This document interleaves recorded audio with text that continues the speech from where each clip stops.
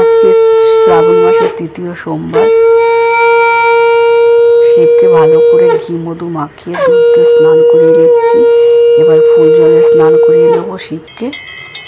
স্নান করানো হয়ে গেছে। এবার ভালো করে ফুল দিয়ে সাজিয়ে নিচ্ছি আমি।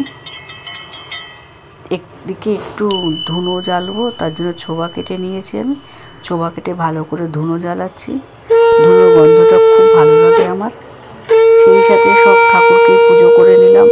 এটা আমার গোপু, এটা আমার বজরংবলী, লক্ষ্মী, গণেশ, রাধাকৃষ্ণ সব আছে। এদিকে তুলসী মঞ্চকেও দেখিয়ে দিলাম। এদিকে আমার হাজব্যান্ডের আজকে জন্মদিন, তাই একটু পায়েস করব।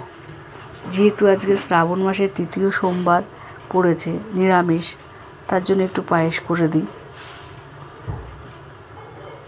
দুধ জাল হয়ে গেছে আমার, চালটা দিয়ে দিলাম। চালে আমি একটু ঘি মাখিয়ে নিয়েছি।